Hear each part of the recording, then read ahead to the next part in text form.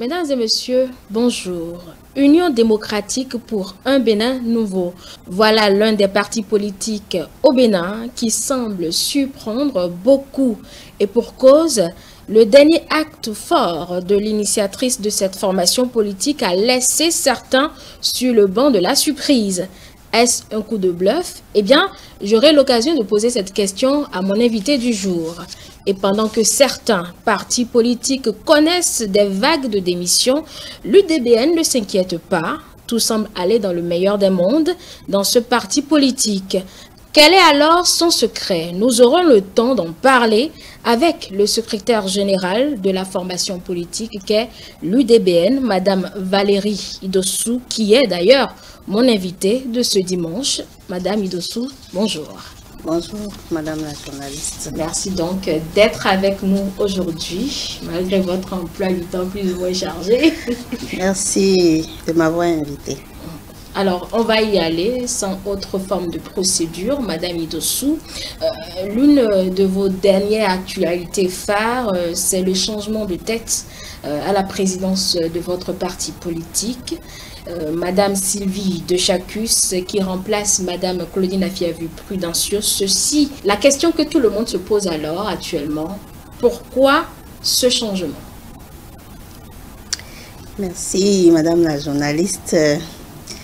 Merci pour l'occasion que vous donnez à ma modeste personne de représenter l'UDBN sur votre plateau et de répondre à des préoccupations de journalistes que vous êtes, mais certainement des préoccupations qui viennent des populations à la base. L'UDBN a posé un acte fort, vous l'avez si bien dit, parce qu'il était temps de le faire. Et l'honorable Claudine Prudencio, qui était jusque-là la présidente du parti, a passé le témoin à une autre dame suite à un congrès. Le congrès du 5 et 6 juin 2021. D'accord. Voilà, donc c'est un choix du parti UDBN de passer le témoin. D'abord, pour montrer que la tête d'un parti peut changer. Le parti, tel que cela doit se présenter dans le contexte actuel, ne peut pas être simplement un parti lié à une personne. Le système partisan voudrait que chaque personne qui travaille dans un parti politique puisse s'identifier à ce parti-là. Pendant longtemps, vous entendez sur nos ondes l'UDBN de l'honorable Claudine Prudencio. C'est vrai que l'honorable est l'initiatrice du parti, mais elle a créé ce parti pour qu'il puisse grandir, pour qu'il puisse servir la cause des femmes et des jeunes. Et le contexte s'y prête. Elle a répété une fois qu'il n'est pas de sa nature de s'éterniser au pouvoir, de s'attacher définitivement aux choses de la vie, et elle estime, le congrès avec elle, qu'il était temps de passer le témoin.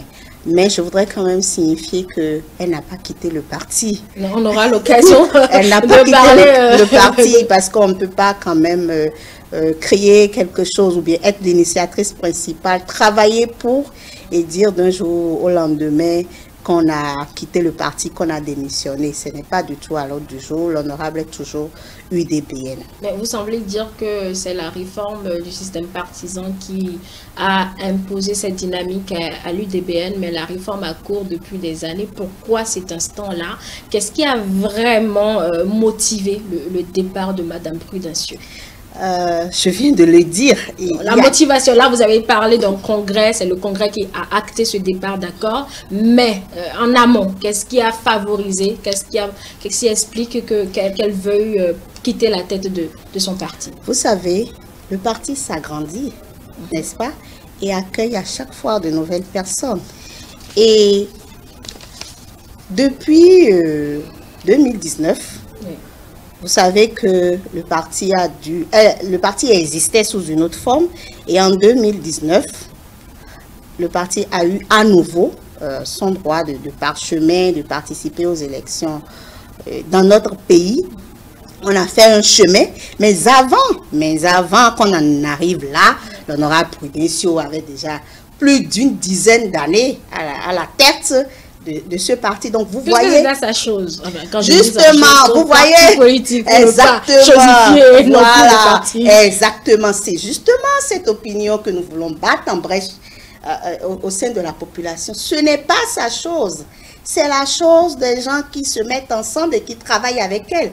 Des gens qui ont une vision de faire en sorte que les femmes et les jeunes soient entendus, que la cause des femmes et des jeunes soit défendue dans un environnement politique. Justement, vous voyez, vous me donnez une raison supplémentaire de dire que c'est un choix bien pensé, c'est un choix, comment dirais-je, incontestable pour sa personne et c'est un choix justifié pour le parti UDPN. Ce n'est pas sa chose, même si elle a contribué à élever le parti à un point donné, ce n'est pas sa chose et le monde entier doit pouvoir constater que c'est une dame qui ne s'attache pas.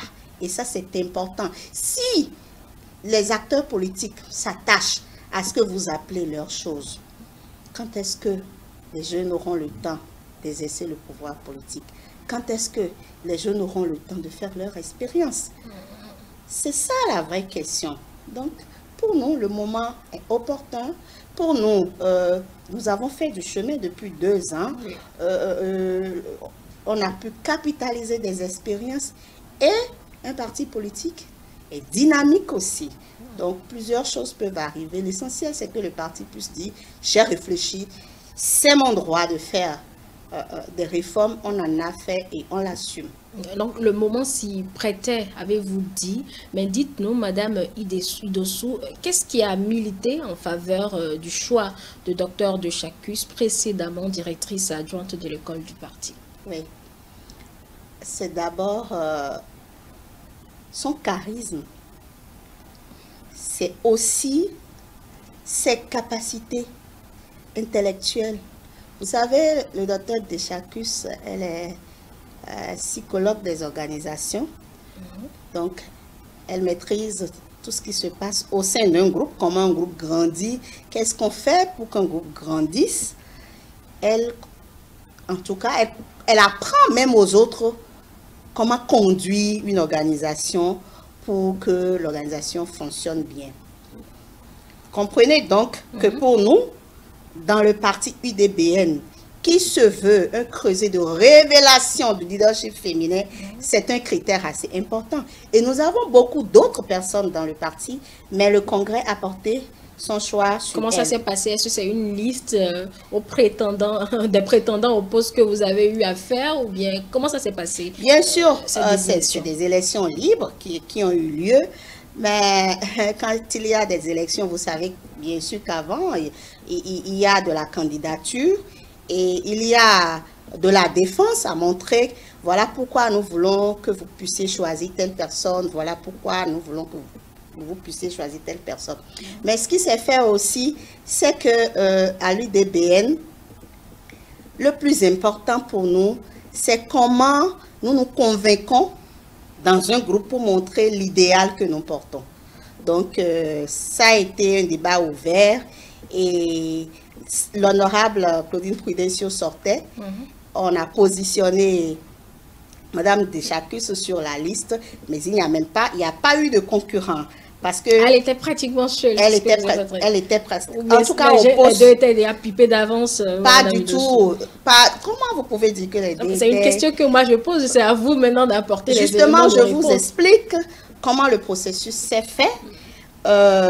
Vous savez, quand on fait une élection, il y a une discussion. Quand on propose des personnes pour rester sur une liste, on défend, on dit pourquoi est-ce que nous voulons ça. Et on demande des candidatures. Absolument. Voilà, donc ça s'est fait normalement. Et puis voilà, le choix a été porté sur Madame De Chacus, que tout le monde a trouvé bien pour jouer ce rôle. Ce qu'on ne sait pas d'elle aussi, parce que c'est une universitaire, et souvent les universitaires dans les mouvements politiques sont cachés, ils agissent discrètement. Mais Madame De Chacus, au-delà du fait qu'elle était déjà notre directrice adjointe de l'école politique. Elle s'y connaît en matière de politique. Elle a été le conseiller ou bien le manager, je vais dire, d'un candidat en 2016 en ce qui concerne la stratégie politique. Pour vous dire que ce n'est pas une novice en matière de politique. D'accord. Mais maintenant, Madame Idessou, de cette mutation faite d'une femme à une autre au gouvernail de votre formation politique, la question que se posent certainement beaucoup de personnes, doit-on en déduire que les hommes de votre parti, les hommes au sein de l'UDBN n'ont pas forcément suffisamment la poigne, n'ont pas suffisamment de poigne donc pour diriger le parti UDBN, puisque vous avez des hommes? En tout cas, ce n'est pas du tout de la réalité. Les hommes, aussi bien que les femmes, que ce soit les jeunes hommes, les hommes d'un certain âge, les femmes d'un certain âge, les jeunes femmes, les jeunes filles, ont tous leur place à l'UDBN. Quand je souris, c'est pour dire un peu que c'est important de passer les bonnes informations. C'est pour cela que vous êtes exactement là. Et on vous écoute. Je vais y aller. Quand vous prenez les membres de notre bureau exécutif national, nous avons 56% nous avons 56% d'hommes et 44% de femmes. D'accord. Voyez-vous, ce qui nous préoccupe, c'est l'équité. Et il y a une norme qui dit que lorsque vous êtes dans les rapports 30-70, c'est que vous êtes dans la logique de l'équité. Actuellement, les femmes représentent 44% de ce groupe-là. Je vais parler du bureau exécutif national quand même. Et les hommes représentent 56%. Pour dire en fait que nous veillons à l'équité dans notre parti. C'est vrai qu'au niveau des structures décentralisées, on n'en est pas encore assez tôt. Les hommes sont toujours les plus nombreux. Mais nous travaillons au quotidien pour que de plus en plus de femmes soient également représentées au niveau périphérique à partir des départements, des circonscriptions et autres. Mais vous savez très bien que plus on s'éloigne des villes, plus on va vers les zones rurales, le complexe d'infériorité par rapport à la chose politique se fait sentir chez les femmes, mais à l'UDBN, nous travaillons progressivement à lever ces obstacles pour que, aussi bien au niveau national qu'au niveau périphérique, les femmes soient vraiment représentées dans nos structures. Donc, c'est une manière pour vous de révéler davantage le leadership féminin en politique? Le leadership féminin, c'est une façon de devenir plus juste, c'est de la justice sociale. En fait, quand vous avez 56% d'hommes contre 44%... Justement, votre pourcentage, là, votre taux m'intéresse, 56% d'hommes, avez-vous dit, d'accord, mais les grandes figures, par exemple, la présidence, une femme, vous êtes d'ailleurs secrétaire général, ce sont des grands postes qu'on estime davantage. Les hommes occupent alors quel poste dans votre bureau politique? Ils sont très nombreux à être vice-présidents. On en a suffisamment de vice-présidents. Moi, je suis secrétaire général. Mais avant mon élection, il y a eu un secrétaire général homme. On parle de la restructuration du parti politique. Non, mais justement, en 2019, on a eu le premier bureau version parti politique du système partisan. C'est pour vous dire que c'est de l'alternance. Et quand on joue à de l'alternance, ça met tout le monde en confiance. Donc moi, j'ai remplacé un homme. Quand il s'agit de mettre un homme à ce poste, la personne a dit qu'on était en train de minimiser les femmes. Mais dans notre groupe, ce qui est intéressant, c'est qu'on essaye d'expliquer. Et les hommes comprennent aussi. Les deux agents du secrétariat général sont quand même des hommes. Le directeur de l'école politique, c'est un homme. Il y a beaucoup de postes où les hommes sont aussi au devant. Quand vous dites que les figures de proue, présidence, secrétariat, général sont des femmes, c'est juste parce que vous pensez à des individus, des individualités. Vous pensez qu'un bureau peut fonctionner avec rien que des individualités. C'est un groupe, c'est une équipe. C'est une équipe, qui sont devant, on voit d'abord la tête d'affiche, madame. Oui, mais justement, quand vous pouvez être... ce droit, mais la tête d'affiche, c'est d'abord le genre qu'on voit. Ben, si vous voulez le dire comme ça, mais Je suis une femme, je ne suis pas... Le genre, c'est aussi le genre féminin ou le genre masculin. Donc, il faut plutôt voir dans ce schéma-là l'équité genre. La place donnée aux hommes, la place donnée aux femmes, et voir derrière que c'est une équipe qui travaille. Parce que si vous êtes figure de proue, si je suis secrétaire générale et que je ne sais pas collaborer avec mes deux adjoints qui font du travail formidable d'ailleurs, en quoi est-ce que mon secrétariat général me donne de la valeur?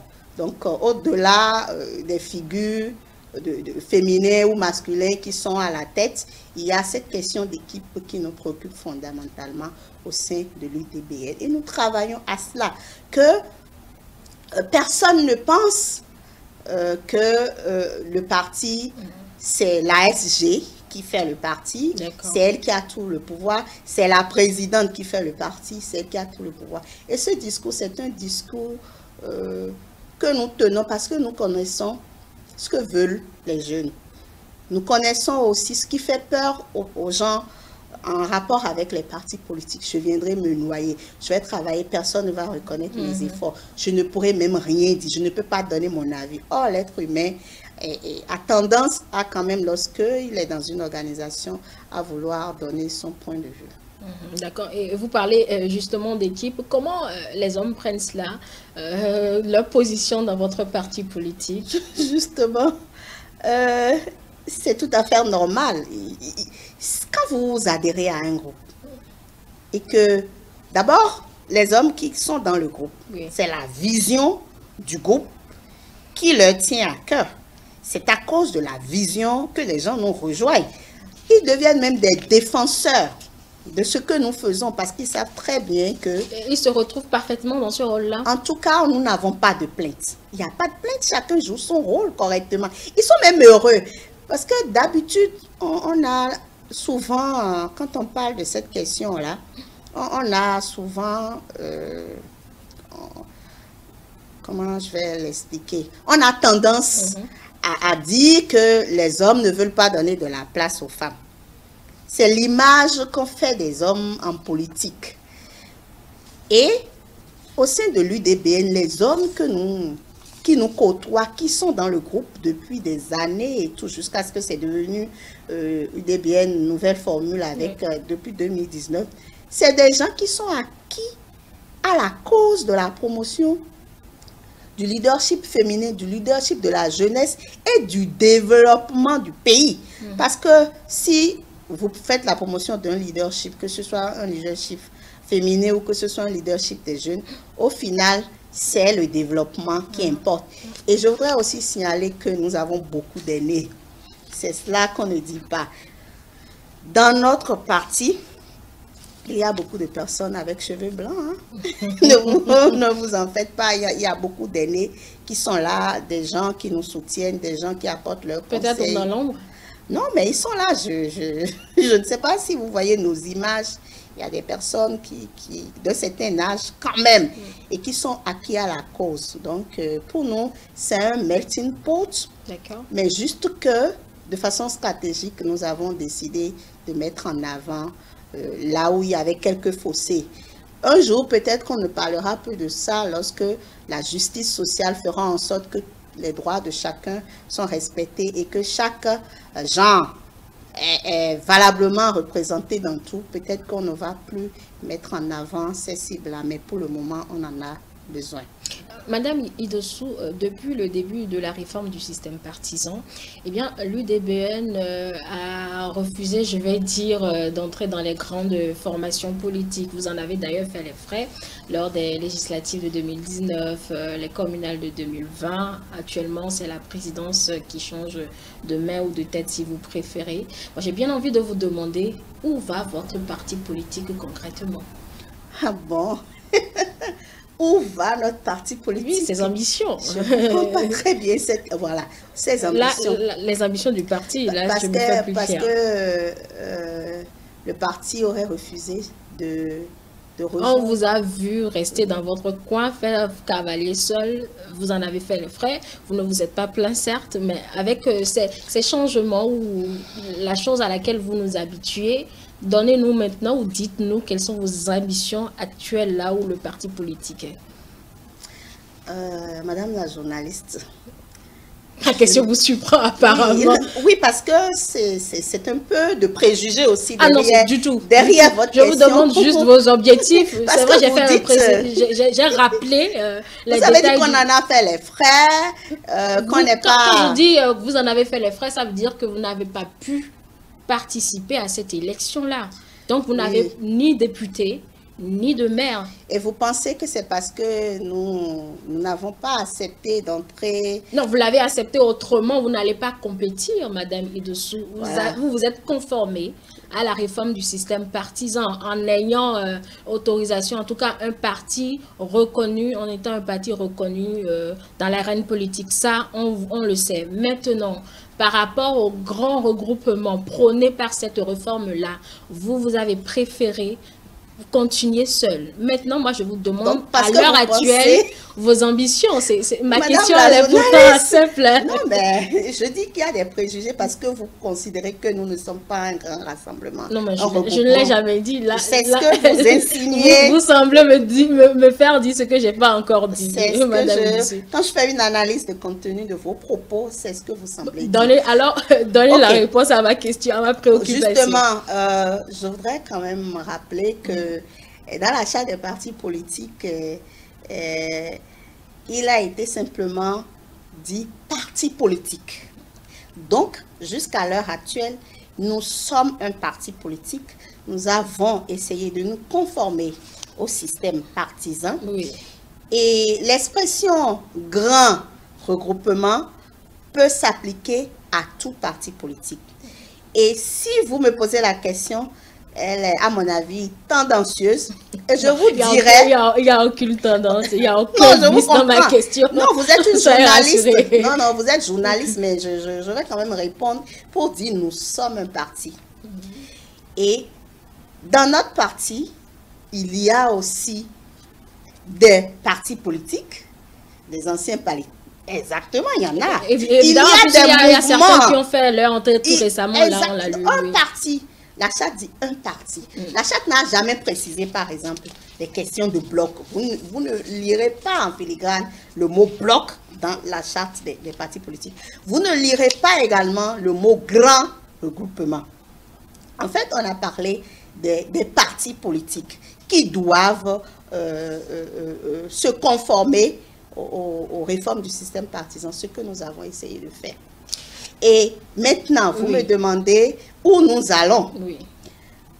Cette question me semble aussi tendancieuse, mais je vais quand même y répondre. Si vous voulez, je peux la reformuler. Voilà, reformuler, oui. Je la reformule. C'est vrai, vous êtes un grand parti, d'accord. Si vous préférez que je le dise ainsi. Je souhaite même pas qu'il y ait un adjectif. Nous sommes un parti vous êtes dans un le parti contexte politique. du système partisan. Absolument. Voilà. Maintenant, avec votre expérience, je ne veux pas encore utiliser un adjectif ou que vous estimez que c'est encore tendancieux. Avec votre expérience de 2020, lors des communales, où vous n'avez pas pu atteindre ou bien franchir la barre des 10%. Oui. Voilà, au fait, le défi auquel je fais allusion, Madame Idessou. D'accord. Là, on se fait clair. Exactement, on se fait clair. Parce que ce n'est pas lié au fait qu'on soit un grand regroupement du ou tout, pas. Petit ou grand, en fait, là n'est pas du tout le problème. Voilà, moi, je parle des défis, surtout par rapport à la barre des 10% que nous connaissons tous qu'il faut franchir pour prétendre à des sièges. Très bien.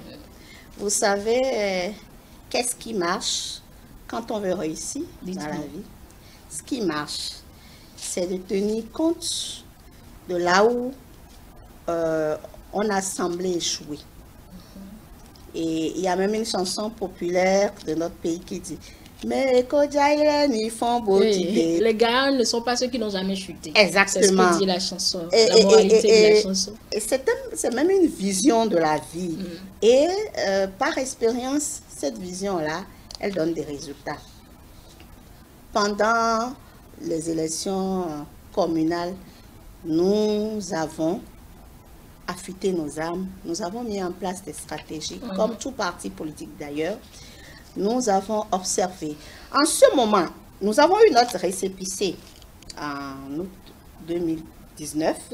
Donc, nous avons adapté à nouveau nos structures à la réforme du système partisan, il y avait beaucoup de chantiers ouverts en rapport avec cette réforme-là.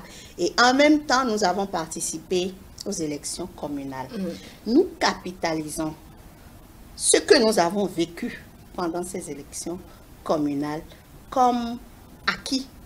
Si nous devons reprendre une élection, nous savons ce qu'il faut corriger. Et en même temps, nous essayons de poser nos tentacules, d'agrandir notre parti, de le faire représenter un peu partout dans le Bénin. Nous n'avons pas besoin de venir sur un plateau pour étaler nos stratégies ici. Non, donc, on ne parle pas de stratégie, juste vos objectifs, les jours à venir ou les années à venir, voilà, avec les échéances à venir. Voilà, donc par rapport aux échéances à venir, c'est encore un défi devant nous. Nous en sommes totalement conscients que nous avons à relever ce défi.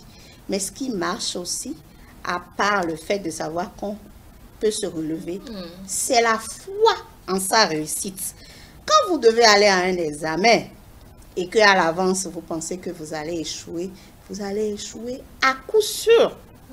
Donc nous ne pensons pas à l'échec. En tout cas à l'UDBN, ça ne fait pas partie de notre langage. Nous pensons à la réussite. Et si nous semblons avoir échoué, pour certains, parce que pour nous, ce n'est pas des échecs en 2020 par rapport au communal, nous avons simplement... Heureusement, il n'y a pas parlé d'échecs, sinon vous me l'aurez attribué. Voilà, nous avons capitalisé des expériences, nous savons ce qu'il faut mieux faire et nous irons confiants, travaillant, parce que quand on ne travaille pas, quand on dort sur ses lauriers et qu'on bavarde simplement... Mais vous avez travaillé en 2020 aussi, hein, madame?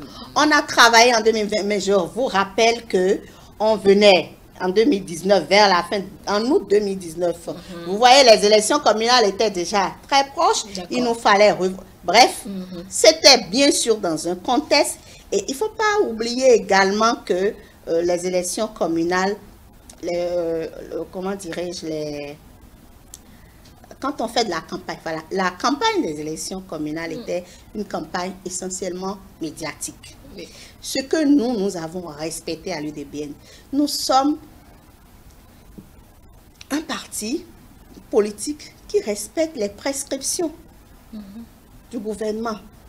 Et donc, nous sommes alignés sur cette stratégie de communication, de campagne politique, pendant que nos adversaires, vous savez très bien de quoi je parle, ont continué d'autres stratégies. Vous n'avez pas de preuve, on n'a pas de preuve à étaler là tout de suite, madame. Donc, on n'a pas de preuve. On va faire avec ce que vous avez fait. Exactement, exactement. C'est quand même un élément dont il faut prendre compte dans nos analyses. En tout cas, nous, on a pris ça en compte. On sait que c'est parce qu'on n'a pas été au contact des communautés directement, alors que nous avons une partie de notre communauté, des gens qui sont avec nous, qui sont au niveau rural et qui ne peuvent pas utiliser les nouvelles technologies pour s'informer. Donc, on capitalise tout ça comme expérience. Et puis, on va continuer avec beaucoup d'espoir. Donc, vous espérez vous lancer encore davantage pour les échéances à venir, c'est ce que je retiens de vos explications. Nous serons présents, nous allons travailler et Dieu sera avec nous, parce qu'il ne faut pas oublier ça aussi. Quand vous avez travaillé, quand vous avez affûté vos âmes, quand vous avez été docile, quand vous avez bien fait les choses, il y a certainement un être suprême qui bénira votre travail. Dieu sera avec vous, Inch'Allah, puisque vous êtes croyante. Madame Iddossou, l'autre préoccupation peut-être des citoyens de tout le monde, de tout observateur politique, c'est ce que deviendra peut-être Madame Claudine Prudencio. Quel sera son rôle maintenant qu'elle n'a plus vraiment, qu'elle ne dirige plus le parti politique, qu'elle n'est plus à la présidence de votre formation? Vous voyez, si vous êtes... vous reflétez un peu ce que la communauté... Non, c'est votre droit. Et Ma question, elle est tout à fait légitime parce qu'on l'a vu pendant des années à la tête de ce parti politique-là. Maintenant, le parti a changé de tête. On se demande si c'est un coup de bluff ou pas. Mais c'est à vous de nous le dire. Mais moi, je reprécise alors ma question, c'est juste de savoir son rôle après ce départ de la tête de votre parti politique. Son rôle envers quoi et avec qui? Avec le parti, ce qu'elle va faire dans tous les registres de sa vie professionnelle. En fait, j'ai dit son rôle dans le parti politique. Quel sera son rôle dans votre formation? Parce que, vous voyez, je vois toujours la fixation sur une personne. Non, du tout. Voilà. Et c'est justement pourquoi nous trouvons que nous avons bien fait d'arrêter avec ce type de fixation. Ça ne peut plus continuer dans un contexte de système partisan. Vous l'avez expliqué cela déjà. Voilà. Maintenant, Madame l'honorable Claudine Afiavi-Prudencio, elle est désormais membre d'honneur du parti et elle va certainement rester dans le conseil, c'est-à-dire prodiguer avec toutes les expériences qu'elle a pu accumuler. Elle va certainement, si on le lui demande, continuez par prodiguer des conseils. Maintenant, si vous voulez avoir plus d'informations sur ce qu'elle va faire, parce que j'ai l'impression que les gens pensent que sans le parti politique, qu'est-ce qu'elle va faire? C'est une femme très occupée, elle fait plein de choses dans la vie et il faudra peut-être que vous puissiez lui demander, puisqu'elle est encore dans le parti, elle n'est pas partie, elle est toujours membre du parti. Elle pourra certainement elle-même donner des informations complémentaires sur ce qu'elle va faire. Et vous ne créez pas son influence sur la gestion de la nouvelle équipe? Quand je dis nouvelle équipe, c'est celle à laquelle vous appartenez. Écoutez, madame la journaliste, si quelqu'un veut garder une influence sur un parti, est-ce que la personne est obligée de partir? Dites-moi. Est-ce qu'elle est obligée? Qu'est-ce qui l'oblige à passer la main? Je ne vois pas. Si je veux continuer par avoir de l'influence sur un parti politique, je ne passe pas la main. C'est un peu ça. Si elle a passé la main, c'est qu'elle vous laisse la main. C'est voilà. ce que vous êtes en train de dire. Bien sûr, elle laisse la main à l'équipe. Et tant qu'on aura besoin d'elle, pendant qu'on a besoin d'autres personnes ressources dans le parti, on pourra lui faire référence. Je pense que donc, elle n'aura pas un veto à poser sur vos décisions, les décisions de la nouvelle équipe. Pourquoi vous pensez qu'elle va avoir... C'est une question totalement innocente, madame Idessou. Non, on vous dit que la personne a passé la main. Vous n'y croyez pas, apparemment. Non, mais l'acte a été posé, nous, on l'a vu. C'est ça. Elle a maintenant, passé la main l'équipe a démarré. À un bureau exécutif national. Le bureau va avoir son plan d'action, sa stratégie et tout. Le bureau va fonctionner. Pourquoi est-ce que on se pose la question de savoir, oui, bon, c'est peut-être assez normal, mais je ne pense pas qu'une personne qui délibérément a souhaité passer la main puisse continuer par influencer un groupe. Ce ne serait pas honnête. Et vous comprenez très bien ce que je dis. Mais bon, comme elle n'a pas quitté le parti, vous pourriez certainement un jour lui tendre votre micro, elle vous dira. D'accord. On revient dans notre débat, madame Idessou, pour parler à présent de vos relations avec le pouvoir. Votre parti politique, l'UDBN, n'a pas eu de poste au gouvernement, mais il a quand même eu un portefeuille préfectoral. L'un de vos militants se retrouve aujourd'hui à la préfecture de l'Ouémé. Comment avez-vous apprécié le choix fait par le chef de l'État, ce choix-là? Merci, madame la journaliste. C'est avec beaucoup de bonheur que l'Union démocratique pour un Bénin nouveau a accueilli cette nouvelle, cette confiance que le chef de l'État a eue en notre parti. Vous savez, la préfecture, c'est quand même du lourd. Et la préfecture de l'Ouémé, pas des moindres. Donc, nous sommes reconnaissants, le parti est très reconnaissant au président de la République, mais nous ne nous arrêtons pas là simplement, puisque le président lui-même, quand il nous a visités en janvier dernier, il a dit publiquement qu'il nous félicite, qu'il a observé notre éthique et qu'il va plutôt maintenant être notre promoteur. Donc, nous sommes toujours dans l'attente d'avoir d'autres d'autres personnes de notre parti assumer des postes de responsabilité. Et Dieu seul sait qu'il y a beaucoup de personnes référentes dans notre parti. Il y a beaucoup de cadres, il y a beaucoup de profils qui pourraient intéresser le gouvernement. Et nous serons gré à son chef de continuer par penser à notre parti UDBN. Et quel est l'intérêt de ce portefeuille-là pour votre parti? Vous parlez du portefeuille de la préfecture? Oui. La préfecture, c'est un service d'État. Absolument. Ce n'est pas un service d'un parti politique. Alors, c'est comme toute direction de l'État, toute administration de l'État participe au développement du Bénin. Et quand il s'agit des préfectures, c'est d'abord le développement d'un département et ensuite ce développement du département profitera à l'ensemble de tout le Bénin. Donc,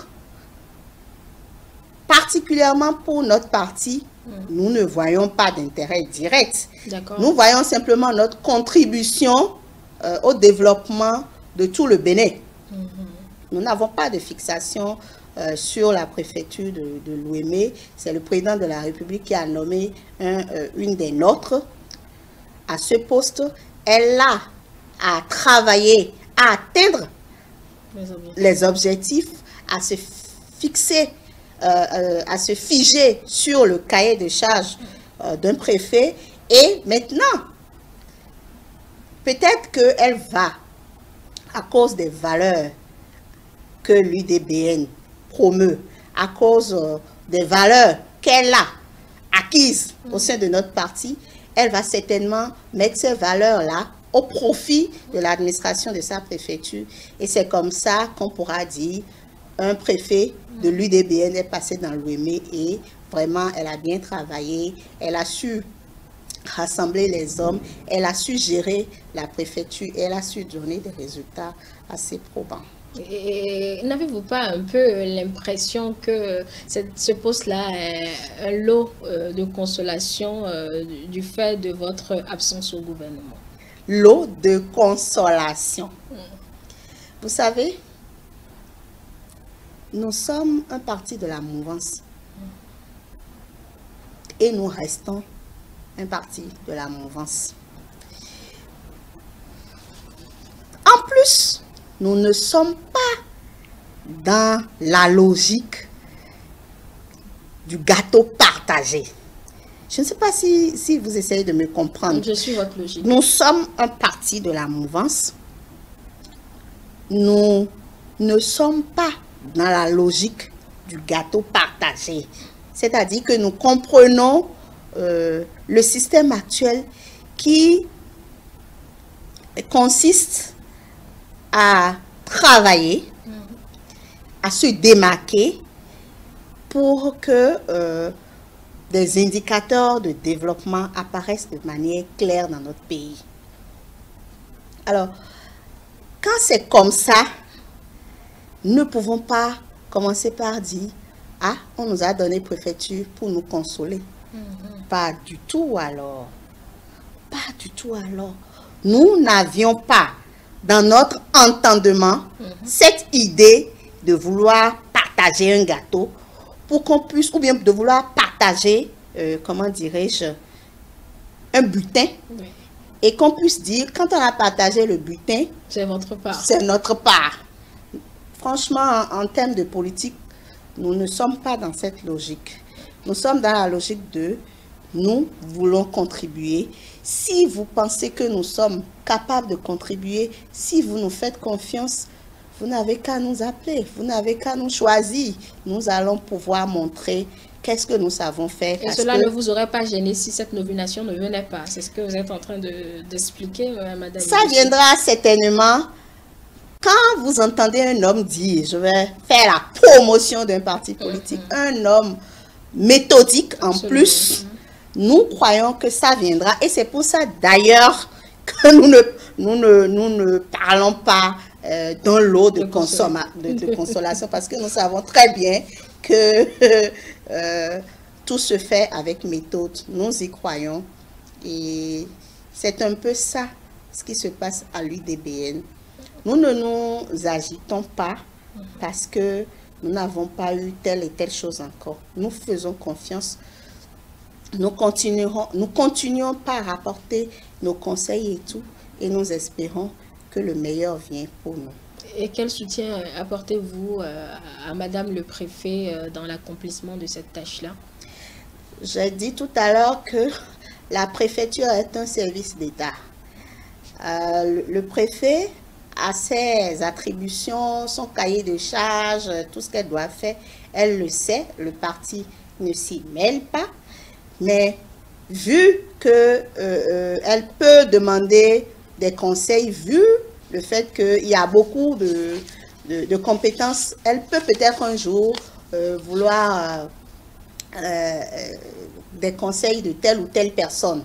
Et ça va rester des personnes compétentes de façon isolée dans le groupe. Le parti en lui-même n'a pas d'ingestion ou d'ingérence à faire par rapport à la gestion de sa préfecture. Je l'ai déjà dit tantôt, elle va porter nos valeurs positives qu'elle a su apprendre ou qu'elle a acceptées dans notre parti parce qu'elle était quand même responsable des structures décentralisées dans le parti. Vous l'avez dit et répété, Madame Idossou, l'Union démocratique pour un Bénin nouveau, un parti politique qui est de la majorité présidentielle. Pour quelle influence avez-vous aujourd'hui dans l'arène politique? D'accord. Merci, Madame la journaliste. Et quand on est parti politique, on anime la vie politique. Il y a plusieurs aspects de l'animation de cette vie politique. Et à l'UDBN, nous n'avons pas besoin de venir sur des plateaux pour montrer que nous sommes un parti de la mouvance. Nous n'avons pas besoin d'être, comment dirais-je, sur des écrans pour dire voilà ce que nous faisons. Quand on est parti de la mouvance, en plus, on donne des conseils, on donne des points de vue, peut-être pas publiquement. Et ça, personne n'en parle. Les gens ne voient que les aspects élections. Mais quand vous êtes d'un parti politique, il y a beaucoup de choses auxquelles vous contribuez sans véritablement être sur le feu de la rampe. Mais les choses de l'ombre, madame, vous le permettez, les choses de l'ombre ne peuvent pas nous permettre à nous, pas de vous évaluer, mais d'apprécier vos performances. Si c'est dans l'ombre, cela veut dire que c'est dans un cercle fermé. Donc, ce qui nous permet à nous autres observateurs, en tout cas à tous les observateurs, aux journalistes, c'est évaluer un peu ou apprécier, je ne veux pas dire évaluation, mais apprécier votre capacité de siéger que ce soit dans les conseils communaux, que ce soit à l'Assemblée nationale ou même dans un gouvernement ou à la préfecture où vous êtes actuellement. Donc c'est pour cela, moi, je pose ma question en termes d'influence. Donc certes, vous conseillez, vous donnez des consultations, vous exprimez vos idées, mais si c'est dans l'ombre, madame, souffrez que je vous pose la question. Non, quand vous dites, donc si c'est dans l'ombre, ce n'est plus de l'influence, est-ce que c'est ce que vous voulez dire? Non, je n'ai pas dit ça. Voilà, donc je considère que en matière de stratégie politique, c'est même ce qui se fait dans l'ombre là, qui est bien apprécié. Parce qu'on ne fait pas beaucoup de tapage autour. Ça, c'est un. Je n'avais pas fini de répondre à la question. Je parle de tout conseil qu'on peut donner sans être sur les feux de la rampe. Deuxième chose, nous animons la vie politique par l'intermédiaire de nos structures. Je crois que cette année-ci, nous avons déjà organisé des activités. L'année dernière, nous avons également organisé des activités sur comment dirais-je, les conditions de vie des femmes, des femmes militantes dans notre parti politique. Toutes ces questions-là, nous les fouettons à l'interne. Mais les médias sont quand même là pour relayer. J'en témoigne. Exactement. J'ai pu suivre de ces congrès, de ces activités de formation. C'est ça l'animation de la vie politique. Parce que quand nous parlons des conditions de vie des femmes militantes, c'est quand même une partie des femmes du Bénin.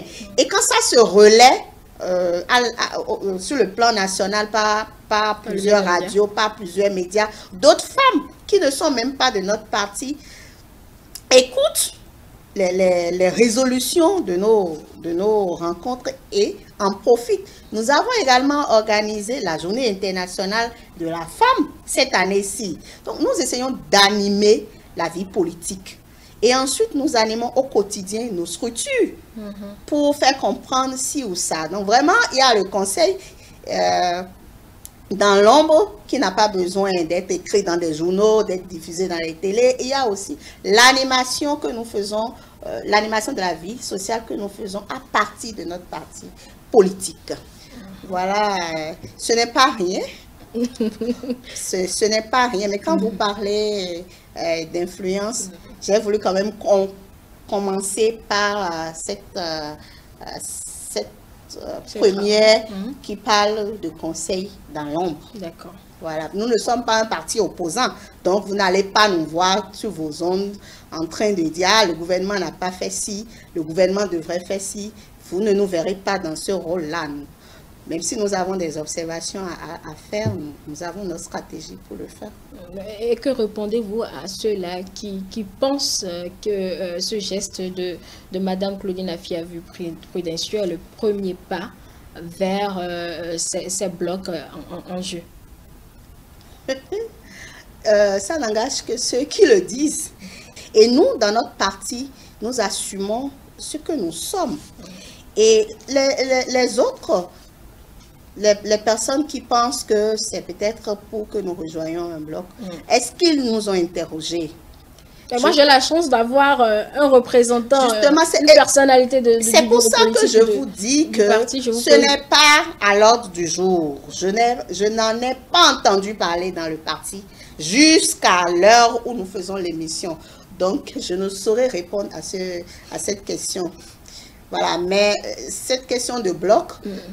Après l'émission, vous pourriez également regarder dans la charte. Nulle part. Non, je ne remets pas en cause vos explications. Nulle part, il est écrit bloc. Il est écrit parti politique. Il est vrai que l'ambition, c'est d'avoir des partis politiques qui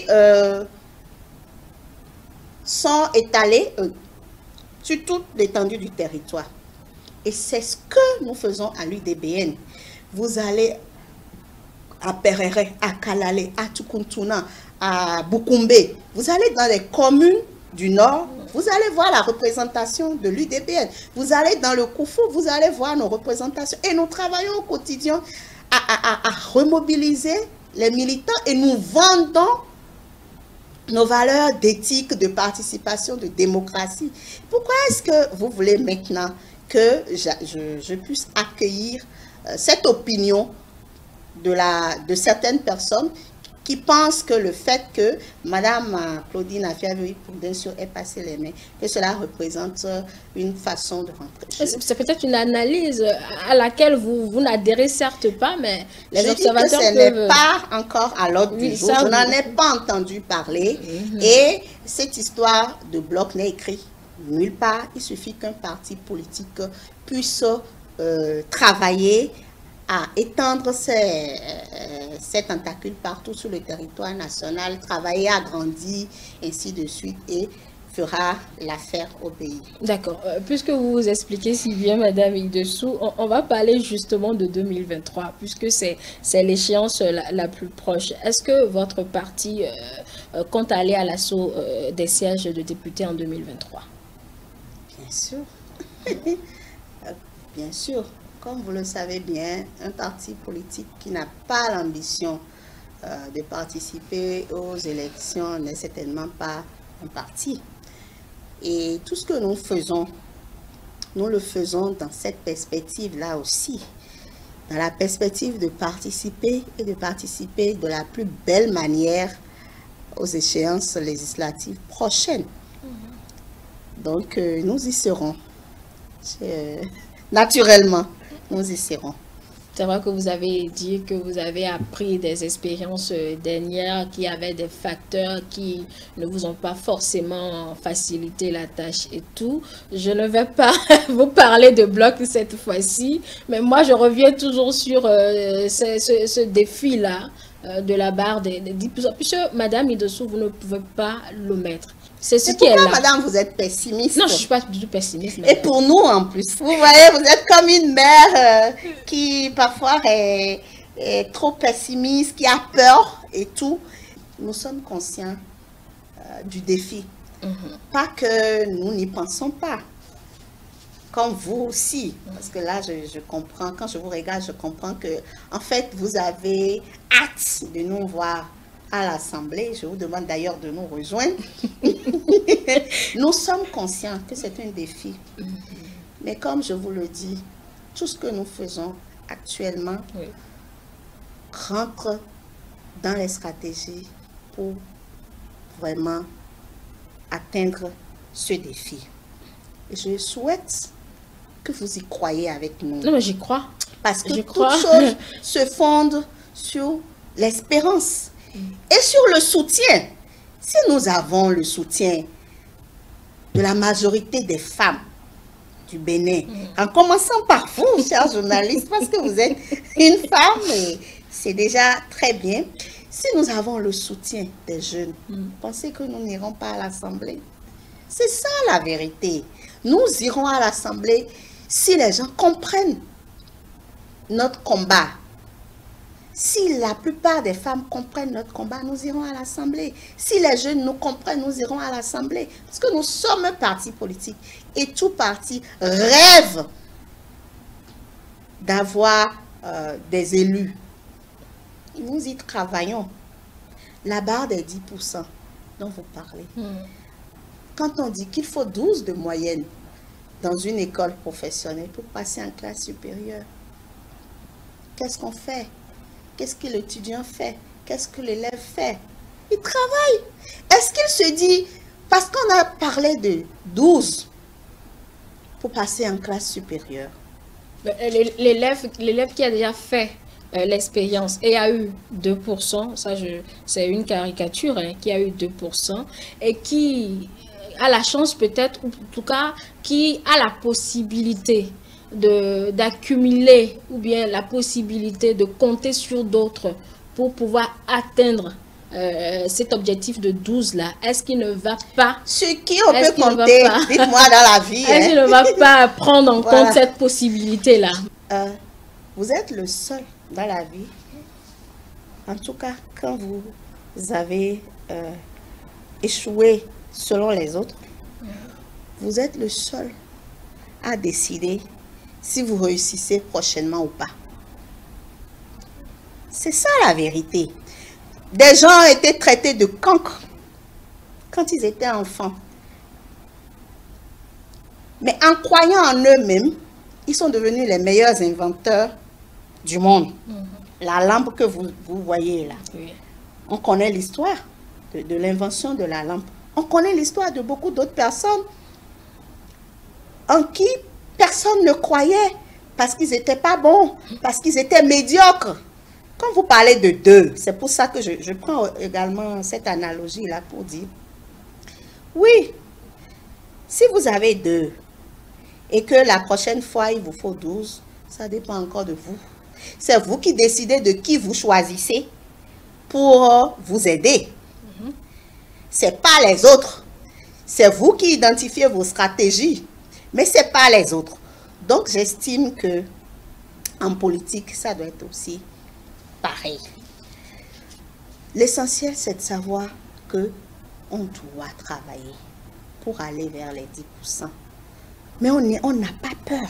Non, mais en fait, moi, je suis un peu bleue. Quand vous parlez de « on doit travailler », c'est tout comme si vous n'aviez pas travaillé. Là, je risque de vous prendre au mot, madame. Pas du tout. Parce que quand vous dites qu'on n'a pas eu, et je vous ai dit, on n'a pas eu, on a travaillé en ce moment, on va continuer. Je dis la même chose, peut-être d'une autre manière. Quand vous avez eu 2 et que vous deviez avoir 12, vous irez dormir? Non. vous allez reprendre vos cahiers, vous allez multiplier le nombre d'heures de travail, vous allez vous faire peut-être ami avec le meilleur de votre classe, mais ce n'est jamais lui qui viendra écrire à votre place pendant les évaluations. C'est de ça que je parle. Je comprends votre peur à notre place, mais je voudrais vous dire que... Non, moi je ne suis pas défaitiste, rassurez-vous. Voilà, mais... du tout, moi je pose des questions simplement, comme je l'ai dit, c'est à vous d'apporter les éléments. Exactement, donc j'apporte des éléments. Et je vous relancerai jusqu'à ce que... C'est d'ailleurs pourquoi à l'UDBN, nous avons notre maison, notre grandement ouverte. Vous allez constater qu'il y a beaucoup de personnes qui nous rejoignent. Oui. C'est aussi ça. Quand vous faites bien, quand les gens identifient en vous des valeurs et qu'ils vous rejoignent, c'est une bonne chose pour vous. Et vous savez que vous pourriez compter sur ces personnes-là plus tard. Donc, nous ne nous croisons pas les mains, même si nous connaissons un peu ce qui a manqué dans le passé, ce que nous n'avons pas su bien faire, ce qui, en fait, cette évaluation existe. Nous allons continuer à travailler. Et c'est aussi le moment de dire aux gens qui nous regardent sur leurs petits écrans, je sais qu'il y a beaucoup de personnes peut-être qui nous regardent, si vous ne venez pas avec nous, c'est comme si vous ne voulez pas que les femmes émergent dans notre pays. C'est comme si vous ne voulez pas que la jeunesse émerge, parce que c'est notre combat. Si vous croyez en notre combat, vous allez nous rejoindre. Vous allez nous rejoindre. Et ce n'est pas un mauvais combat. Nous ne combattons personne. Mais nous menons un combat pour que notre pays, le Bénin, puisse compter sur toutes les personnes. Quel que soit leur sexe et quel que soit leur âge du moment où ils deviennent adultes. D'accord. En 2023, toujours, le Bénin va expérimenter le quota des 24 sièges garantis pour les femmes. Une aubaine pour vous à l'UDBN, madame. Mais comment vous vous préparez là-bas pour tirer meilleur profit justement de cette nouvelle donne? Merci, la journaliste. C'est pour ça qu'on ne se décourage pas. 24, c'est une aubaine, comme vous le dites, et nous remercions encore les acteurs qui ont poussé pour qu'on ait cette possibilité-là. Le parti UDBN a également à l'entame participé au dialogue qui ont abouti à cette discrimination positive. Bien sûr, on y a participé et on est heureux que dans quelques 2 ans, on puisse l'expérimenter.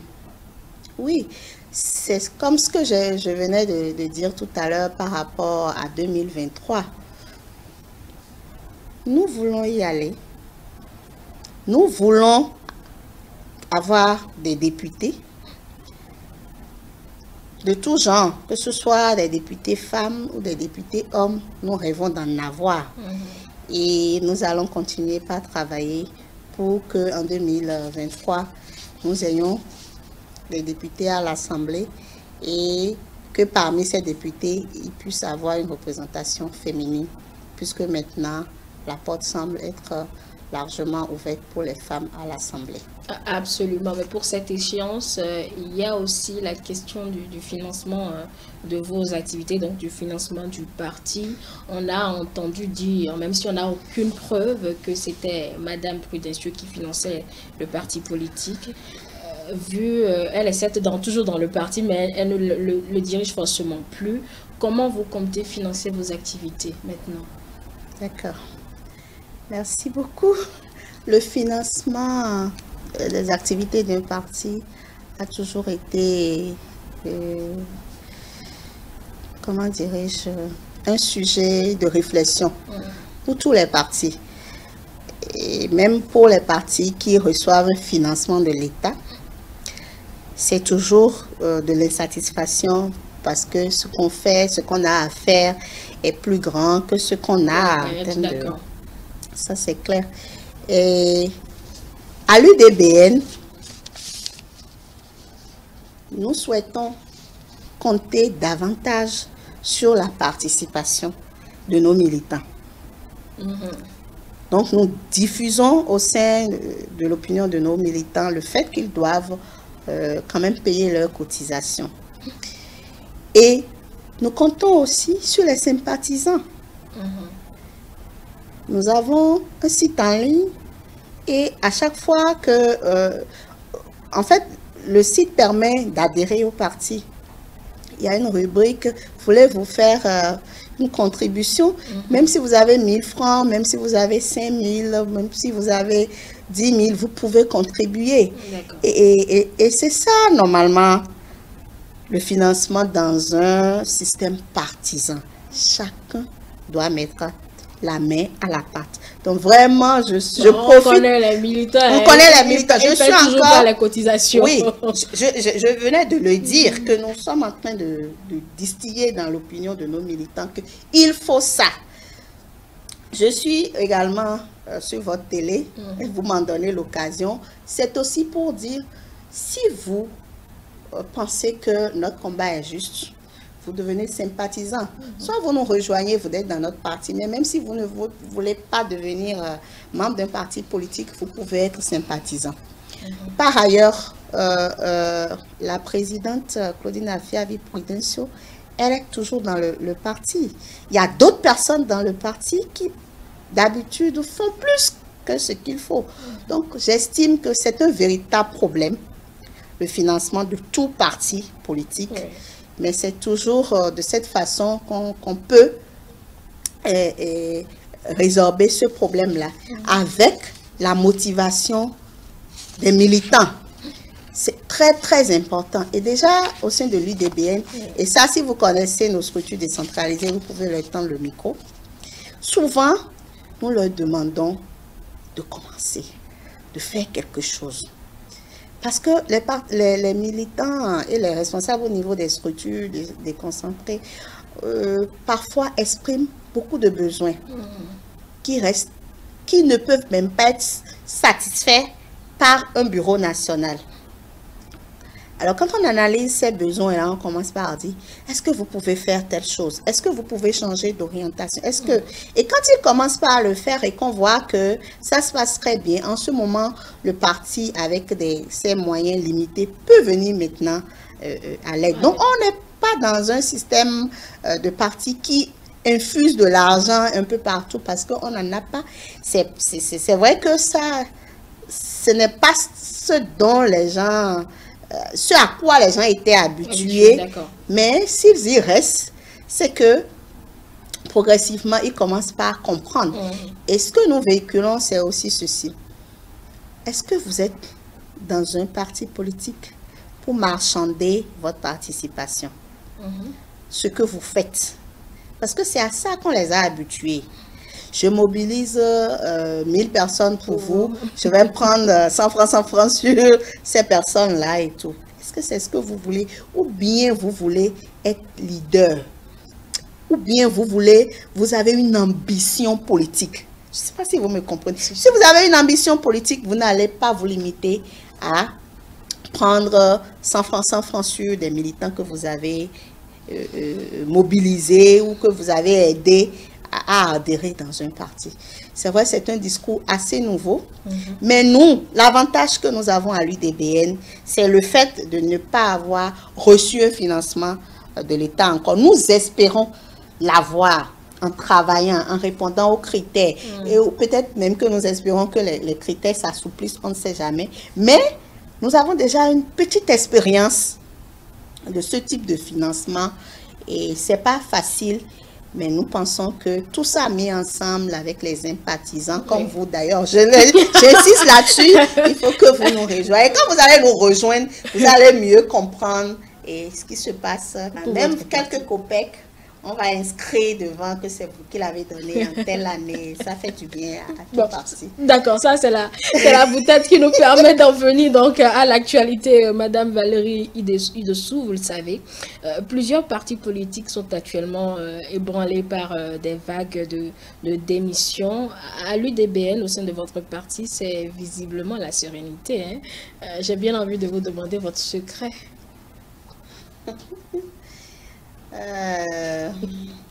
Vous savez, à l'UDBN, nous ne nous intéressons pas à la vie des autres partis politiques, surtout quand c'est des situations assez délicates pour les partis. Nous nous focalisons sur ce que nous on a à faire pour lever le défi dont vous parlez tout à l'heure.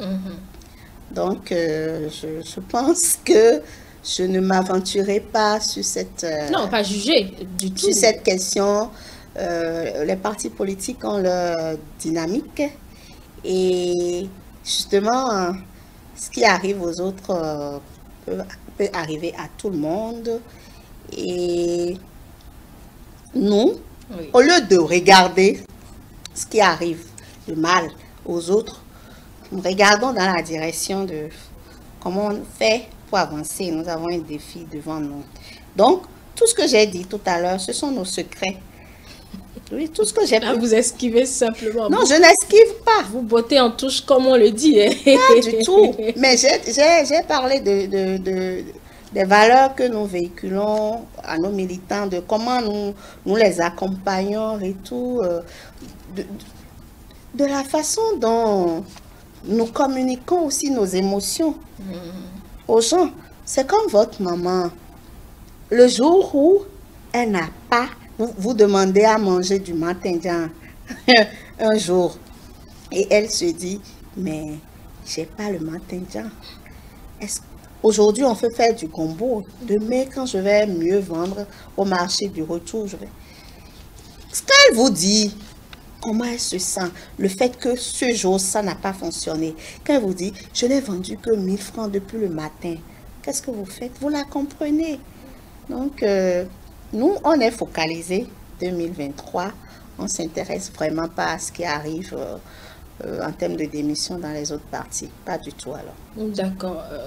Depuis quelques semaines aussi, les débats tournent, Madame Valérie Idessou, autour de la hausse des prix des produits de première nécessité.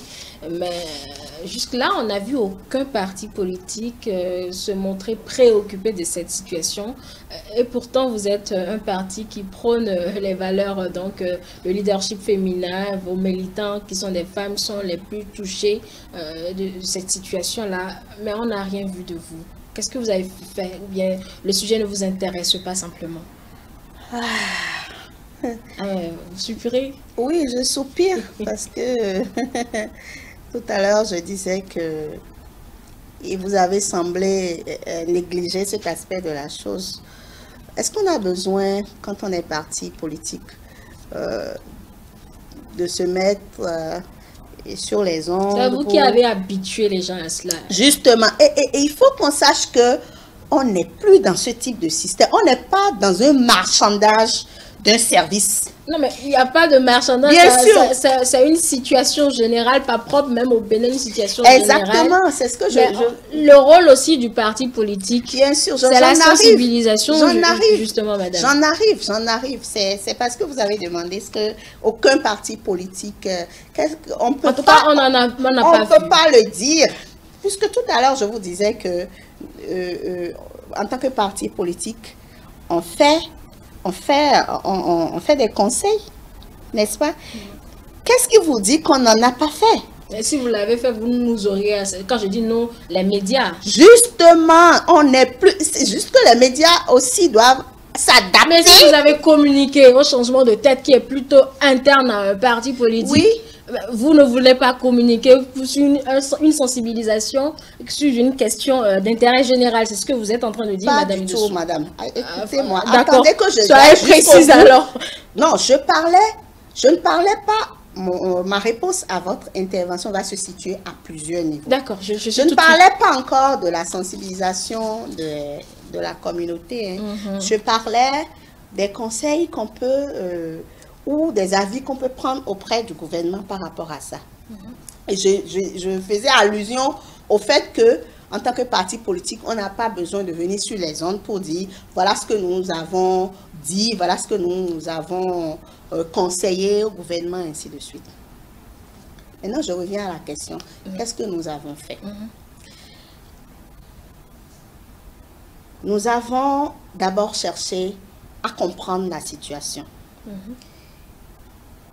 Et peut-être vous allez me dire, comme un citoyen lambda, nous avons cherché à comprendre qu'est-ce qui se passe. Et vous étiez en train de répondre même à la question tout à l'heure. Ce n'est pas une question béninoise. C'est une crise, enfin, un début de crise régionale et peut-être même internationale, due à la pluviométrie et certainement aussi à la hausse des prix des matières premières sur le plan mondial. Ça, c'est collecte d'informations que nous avons pu faire au sujet de cette réalité. Deuxièmement, nous avons pu observer que le gouvernement a réagi, et ça, vous ne savez pas suite à quoi. Justement, tous les partis politiques jouent leur rôle, mais on n'est plus dans un schéma où il faut mettre la presse, comment dirais-je, au devant de tout, parce que c'est comme si on était en train d'instrumentaliser les choses. Et vous savez très bien que le président actuel n'aime pas trop l'instrumentalisation. Donc, s'il y a des choses qui se font, vous avez vu, le gouvernement a pris des décisions. Parce qu'en plus que cela soit une crise régionale, il y a aussi des comportements des communautés qui pouvaient envenimer la situation, comme le fait de faire sortir en grande quantité des céréales pour les faire passer par les frontières béninoises. J'étais sur un plateau d'un de vos confrères en fond il y a 1 mois ou 2 mois, qui également a posé la question. Il a donné l'alerte, il a dit, dites à vos responsables de partis politiques de faire quelque chose. Donc ce n'est pas, c'est pas aujourd'hui, quoi. Je voulais dire que c'est pas d'aujourd'hui que cette réflexion a commencé. Alors, il y a déjà des dispositions que l'État a prises, comme celle de dire, de sortir une note qui interdit la sortie des céréales, par exemple. Les exportations. Les exportations, par exemple, au Bénin. Alors, quand c'est fait comme ça, et que vous connaissez comment ce gouvernement réagit, comment il a su gérer la crise sanitaire au Bénin, vous calmez, vous regardez un peu ce qui s'est fait et vous convainquez qu'il y a beaucoup d'autres actions qui vont se faire derrière. Quand vous prenez aussi le programme, je ne dirais pas le projet de société, le programme d'action gouvernementale 2021-2026, vous allez vous rendre compte que le Bénin, à partir des projets d'agriculture à grande, comment dirais-je, valeur ajoutée grâce aux nouvelles technologies, va permettre au Bénin de juguler ou de prévenir ce type de crise.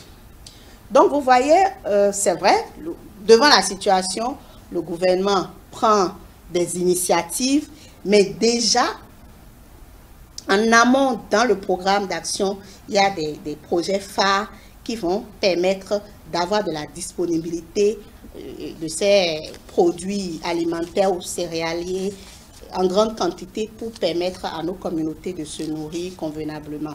D'accord. Maintenant, au sein de notre parti politique, nous avons discuté de la question aussi. avec nos structures, surtout les responsables de structures, parce que les gens se posent la question de savoir qu'est-ce qu'il faut répondre aux gens qui nous disent mais pourquoi tout coûte cher, pourquoi est-ce que on achète le maïs à tel prix, ils ne comprennent pas. Et donc, nous, en donnant l'information à nos responsables de structure, nous leur demandons de donner la bonne information, parce que quand on n'a pas la bonne information, on peut aussi fustiger le fait que le président de la République ait pu dire qu'il y aura un mandat hautement social et que les produits, au moins les produits de base, commencent par prendre du prix de façon aussi rapide. Donc, Madame, je suis bien obligée de repréciser ou de reposer ma question parce que j'ai voulu vous écouter croyant que j'aurais ma réponse, mais je ne l'ai pas. Donc, je repose la question. Partons sur la décision du gouvernement qui interdit les exportations pour le moment parce que vous savez, il y a le phénomène de la spéculation. Et il y a les commerces, c'est surtout les commerçants qui s'adonnent à cela parce qu'ils vont acheter chez les agriculteurs. Donc, maintenant, est-ce que vous avez eu à faire des sensibilisations pour faire comprendre cette décision d'interdiction d'exportation pour que ça ne passe pas mal au sein de l'opinion? Voilà ma question en réalité. Mais c'est la réponse que je venais de donner. Quand vous dites, est-ce que vous avez fait des séances de sensibilisation? Pas avec les responsables de structure dont vous avez parlé. Justement, mais les responsables, et c'est ce que je dis, c'est du faire-faire. Nous avons opté pour du faire-faire. Quand je parle aux coordonnateurs communaux, à leur tour, qu'est-ce qu'ils doivent faire? Parce que moi, en tant que membre, ou bien nous, en tant que membre du bureau exécutif, nous ne pouvons pas faire de la sensibilisation sur toute l'étendue du territoire. Vous avez des coordonnateurs départementaux, c'est justement... C'est ce que j'essaye d'expliquer, que donc, quand on explique aux responsables de structure, on leur demande d'expliquer à la chaîne qui suit. Mais est-ce que ce travail, il est fait après le travail central que vous avez eu à faire? Est-ce que le travail décentralisé ou déconcentré, tout ce que vous voulez, a été fait, en fait? Justement, c'est un travail en cours. Cette crise alimentaire, elle s'est amplifiée depuis combien de temps? On a pris le temps d'observer un mois et on a constaté que ça a continué et c'est en ce moment que tout le monde a commencé par alerter. Nous avons donné l'information à nos structures au niveau périphérique, aux responsables qui doivent les donner aux militants à la base. Et maintenant, je ne peux pas vous dire sur ce plateau que nous avons déjà évalué ce type de travail-là. C'est en cours et je pense que ça doit continuer. Le fait de continuer par sensibiliser nos militants et par ricocher toutes les personnes qui sont autour de nos militants sur le fait qu'il est important pour avoir une sécurité alimentaire dans nos communautés actuellement de respecter les décisions du gouvernement. Mais nous ne pouvons pas aller sur les médias et le dire. On préfère la proximité, on préfère ce travail de proximité. Si on couvre le département du littoral par les médias, qu'est-ce qui prouve qu'on pourra couvrir tout le département de l'Ouémé par les médias, les départements du Zou? Nous préférons utiliser notre chaîne d'information pour donner la bonne information et pour sensibiliser. Donc, vous rassurez que ça se fait? Ça se fait et on va l'évaluer. Ça se fait, on va l'évaluer au moment opportun. Alors, Madame Valérie Idessou, là, nous n'avons plus du tout de temps. Le temps est parti à cet entretien pratiquement achevé. Nous allons devoir conclure et partir. Donc, je veux bien vous entendre dire votre conclusion pour qu'on puisse partir. L'UDBN, c'est le parti de l'avenir. C'est le parti de l'avenir.